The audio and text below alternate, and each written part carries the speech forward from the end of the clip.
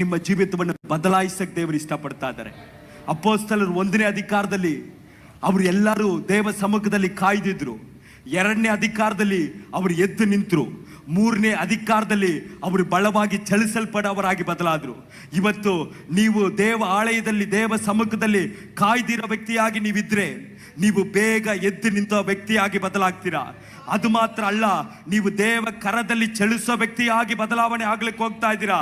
ದೇವರು ನಿಮ್ಮನ್ನ ಬೇಗನೆ ಉಪಯೋಗ ಮಾಡಲಿಕ್ಕೆ ಹೋಗ್ತಾ ಇದ್ದಾನೆ. ನಿಮ್ಮ ಜೀವಿತ ಎಲ್ಲ ಬದಲಾಗಬೇಕಂದ್ರೆ ನೀವು ಮಾಡಬೇಕಾಗಿರೋ ಒಂದೇ ಒಂದು ಕಾರ್ಯ ಏನು ಗೊತ್ತಾ? ಯೆರೂಸಲೇಮಲ್ಲಿ ಬಂದು ಕಾಯ್ದಿರಬೇಕು. ದೇವರ ಆಲಯದಲ್ಲಿ ಬಂದು ಕಾಯ್ದಿರಬೇಕು. ಸಭೆಯಲ್ಲಿ ನಡೆಯುವಂಥ ಪ್ರತಿಯೊಂದು ಕೂಟದಲ್ಲಿ ಬಂದು ಕಾಯ್ದಿರಬೇಕು. ಆಲಯದಲ್ಲಿ ಇರುವಂಥ ಎಲ್ಲ ಸ್ಪೆಷಲ್ ಮೀಟಿಂಗಲ್ಲಿ ಬಂದು ಕಾಯ್ದಿರಬೇಕು. ಆರಾಧನೆಗಳಲ್ಲಿ ಬಂದು ಕಾಯ್ದಿರಬೇಕು.